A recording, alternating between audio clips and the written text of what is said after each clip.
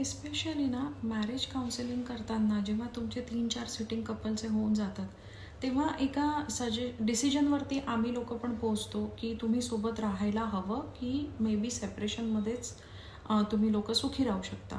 So जेव्हा पण असे कुठले सजेशन्स दिले जातात की separation would be an option जिथे काहीतरी एक हॅपीनेस अचीव करता येईल, तेव्हा सगळे कपल्स, मॅक्झिमम कपल्स असं म्हणतात की नाही, आम्हाला मुलगी आहे किंवा आम्हाला मुलगा आहे, त्यामुळे त्याच्यासाठी आम्हाला सोबत राहावं लागेल बिकॉज ऑफ त्याला चांगलं चाइल्डहूड मिळालं पाहिजे.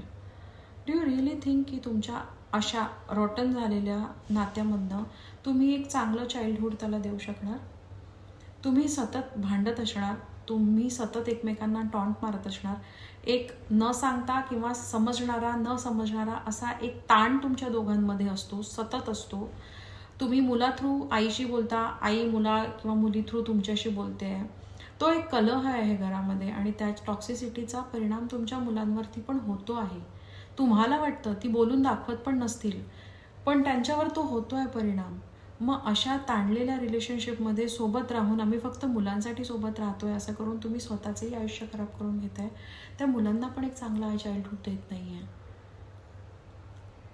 सो मे बी तुम्ही सेपरेशन झाल्यानंतर व्हिजिटिंग राईट्स घेऊन या गोष्टीला चांगल्या प्रकारे हँडल करू शकता, त्याला एक चांगलं चाइल्डहूड मे बी त्यावेळेस मिळू शकतं. पण आता मुलामुलींसाठी सोबत राहायचं आणि या ताणामधून, कारण 4-5 सिटिंगमध्ये कळलं आहे की आय डोंट थिंक की त्यांनी सोबत राहायला पाहिजे, या सिच्युएशनवर आलो आहेत. सो विचार करा अगर जर असं काय असेल तर. अदरवाईज सजेशन घ्या आमच्याकडनं. प्रॉब्लेममध्ये आला आहात तर कोणाचा तरी हात लागेल ना हेल्प करायला, मग ती हेल्प घ्या, लाजू नका. तब्येत खराब झाली की डॉक्टरांकडे जावं लागतं, नातं खराब झाली की काउन्सिलरकडे जावं लागतं. बेटा चला, बाय बाय, टेक केअर.